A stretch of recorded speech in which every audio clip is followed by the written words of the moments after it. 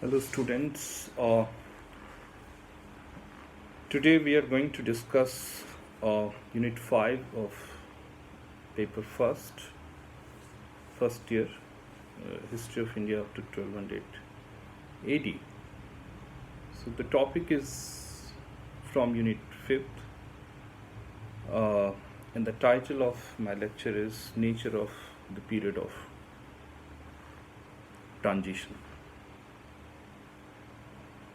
Transition शब्द, let me speak also for the Hindi medium students. Transition का मतलब संक्रमण होता है.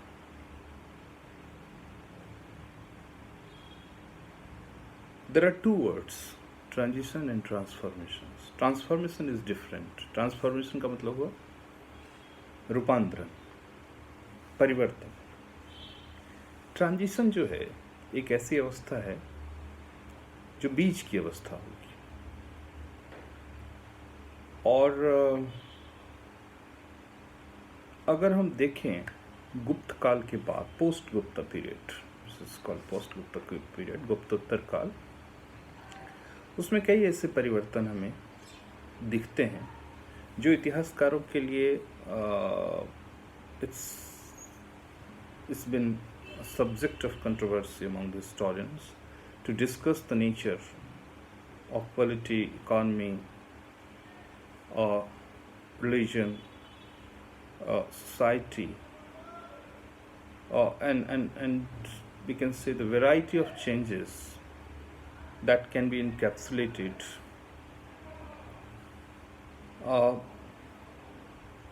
in a varied ways. So how historians have talked about it, and what does it mean by saying the term called transition. तो सबसे पहले हमें ये देखना होगा कि what are the changes that is taking place after Gupta time. अगर Indian history के पीरियडाइजेशंस के बारे में अगर हम बात करें तो what we have, if you go by the James Mill's history writings, Hindu period, Muslim period, and British one, that periodization has been challenged and contested by many of historians, and which is quite rational, because history cannot be seen in terms of communal interpretations.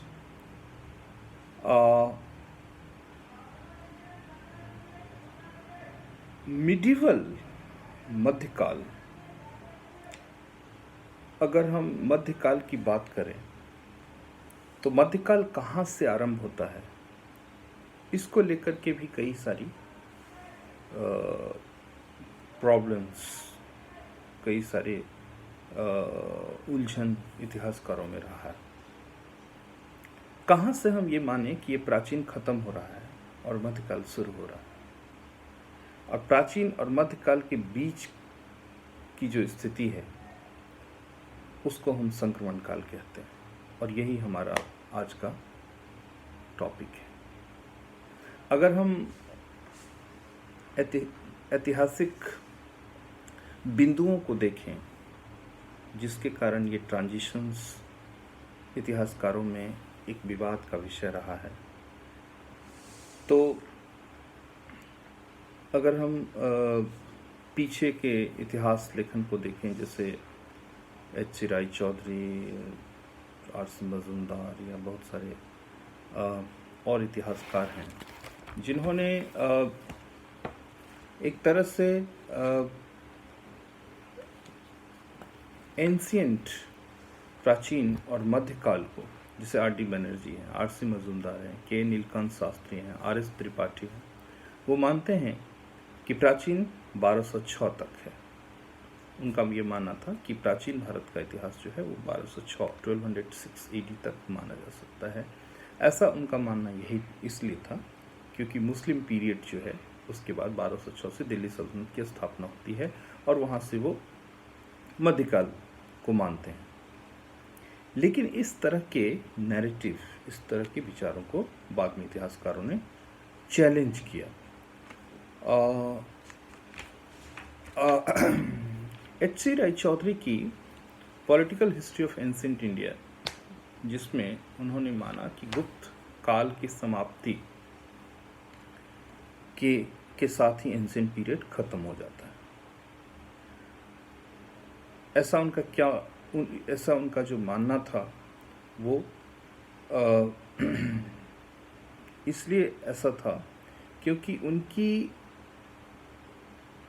ऐतिहासिक चेतना कहीं ना कहीं उस European historiography से प्रभावित थी, जिसमें largely उस टाइम के जितने भी इतिहासकार हैं उन्होंने इसी तरह से इसको देखा है। They have largely followed the schema of periodizations borrowed from European historiography. So for example, the fall of Roman Empire begins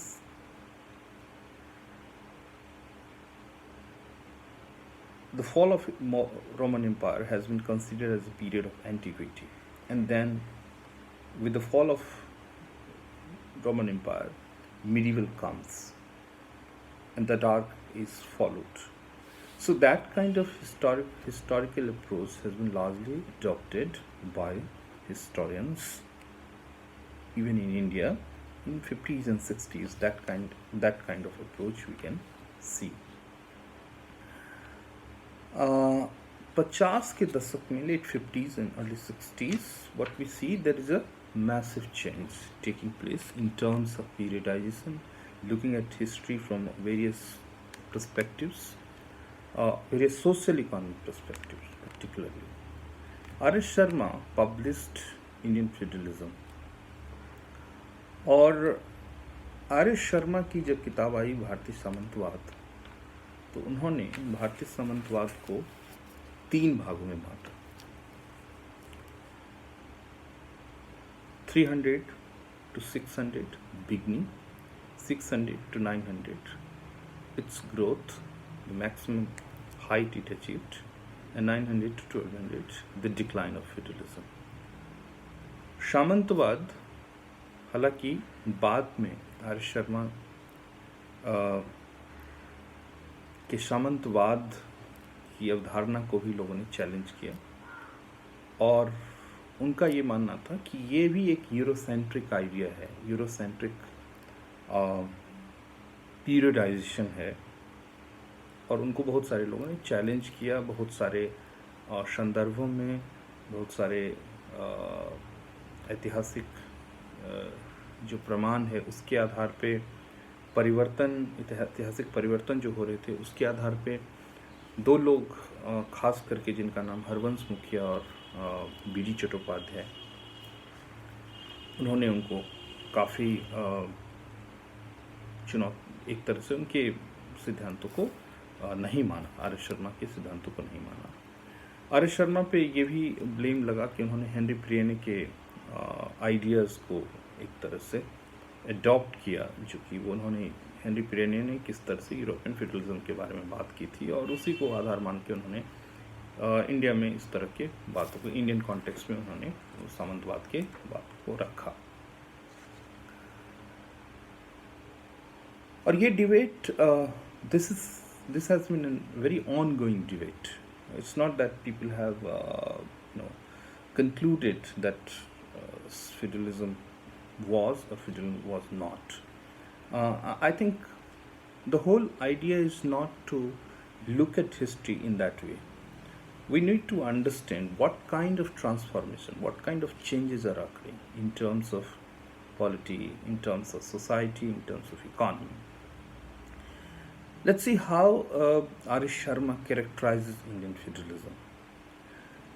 Sharma largely talks about the land grant, and primarily he considers that land grant was the main reason why feudalism spreaded, how its land grant sustained the idea of feudalism. So he says, in post-Gupta times, you don't have centralized empire. Centrality is getting collapsed. Of course, that is true. Uh, Centralized bureaucracy, centralized taxations, army, and uh, all such things can be seen in Indian context as well. So, of course, there is no centrality in terms of polity, in terms of taxation, in terms of communications, all are not there after post Gupta. So there are several other things that Sharma talks about. Uh, in post Gupta terms, you have, for example, he says mode of payment. If you look at जो मौर्य काल में या गुप्त काल में जो payment का mode था, जिस तरह से पेमेंट दिए जाते थे, उसमें भी हम देखते हैं कि बहुत सारी बातें आपको अलग लगेगी. Sharma, for example, cites an example of Kautilya's Arthashastra, where Kautilya says that the highest maximum salary was 48,000 pun, and minimum 60 puns. Payments were made in cash. However, that is not happening.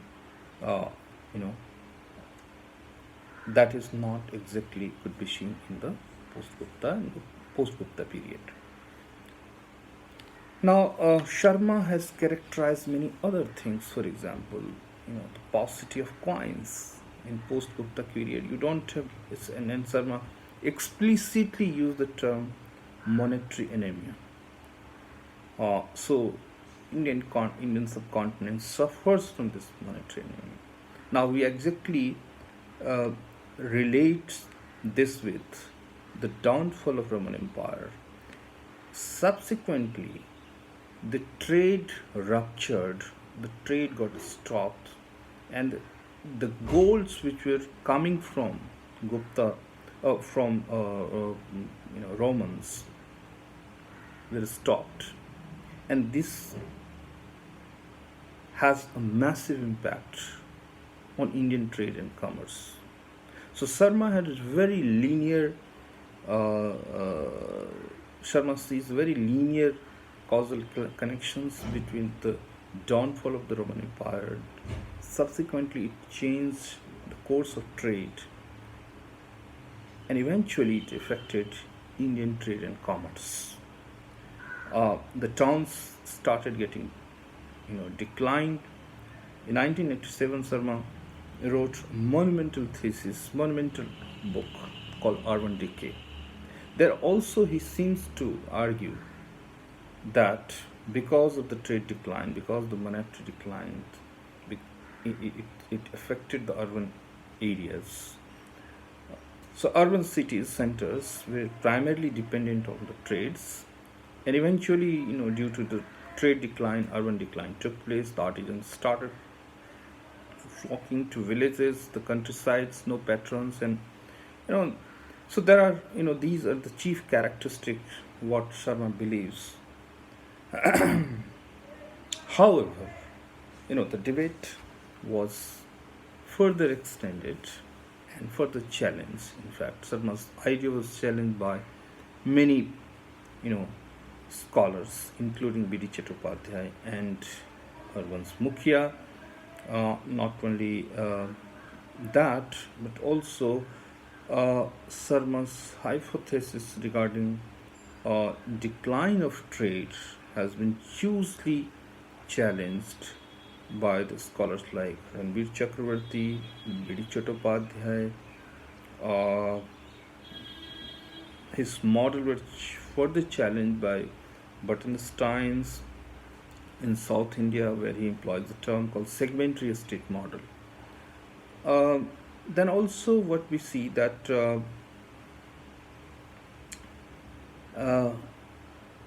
the whole school emerged, which is called integrative school. Harman Kulke and others, Upinder Singh included, they all, somehow show that how uh, instead of saying the decentralization or fragmentations, the period also witnessed to integrations, and they followed the model of integrative models. So new state formations could be seen in areas like Odisha, in Rajasthan, and others. So this is very interesting debate, and we can see that how Indian feudalism, the debate of Indian feudalism, has been further expanded, contested, debated, challenged, and enriched by scholars who have this position that no, Indian feudalism, which has been formulated by Sharma, uh, should be seen with new set of evidence, should be seen, should be contested, and all. So this is extremely interesting debate. We'll talk